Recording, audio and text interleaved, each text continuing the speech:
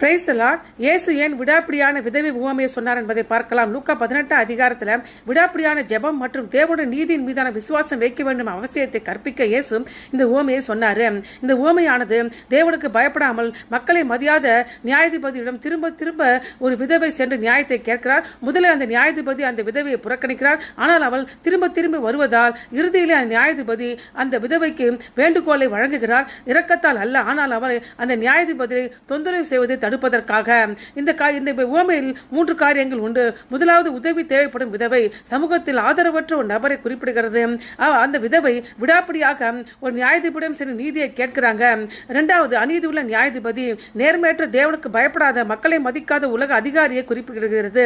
விதவையின் விடாமுயற்சியானது தொடர்ந்தேர்ச்சியான அசைக்க முடியாத ஜெபத்தையும் அடையாளப்படுத்துகிறது. அநீதியான நியாயாதிபதியால் புறக்கணிக்கப்பட்டாலும் அவர் விடுவதாக இல்லை. இறுதியில் அநீதியுள்ள நியாயாதிபதியையும் தேவனையும் இயேசு வேறுபடுத்தி பார்த்து இவ்வாறு கூறுகிறார். ஒரு ஊழல் நிறைந்த நியாயாதிபதி கூட விடாமுயற்சிக்கு பதில் அளிக்கிறார். தேவன் தம்மை நோக்கி இரவும் பகலும் கூப்பிடுவர்களாக தம்மால் தெரிந்து கொள்ளப்பட்ட ஒரு விஷயத்தில் நீடிய பொறுமை உள்ளவராக இருந்து அவளுக்கு நியாயம் செய்யாதிருப்பார், நிச்சயமாக நியாயம் செய்வார் என்று சொல்லி இந்த உவமையை முடிக்கிறார்.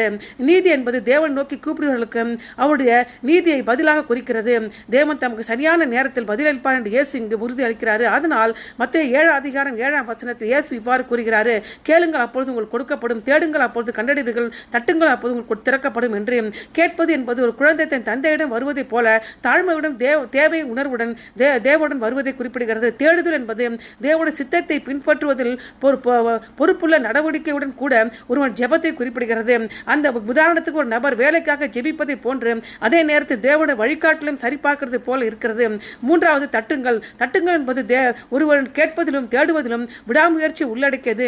இது அவிசுவாசியான தமது குடும்பத்தின் ரட்சிப்புக்காக ஜெபத்தில் விடாமுயற்சியாக ஜெபித்து தமது வாழ்நாள் முழுவதும் சுவிசேஷத்தை பேசி வாழும் ஒரு சீஷனுடைய ஜெபத்தை குறிப்பிடுகிறது. இயேசுவின் சீஷனாகிய நாம் தொடர்ந்து தேவனிடம் கேட்க வேண்டும். அதே நேரத்தில் தேவனுடைய சித்தத்தை பின்பற்றுவதில் பொறுமையுள்ளாக இருக்க வேண்டும். மேலும் தேவன் பதிலளிப்பார் என்ற எதிர்பார்ப்பில் இடைவிடாத தீர்மானத்தை காத்துக்கொள்ள வேண்டும். அதனால் தான் இயேசு இந்த உவமையை சொன்னார். ஆமென்.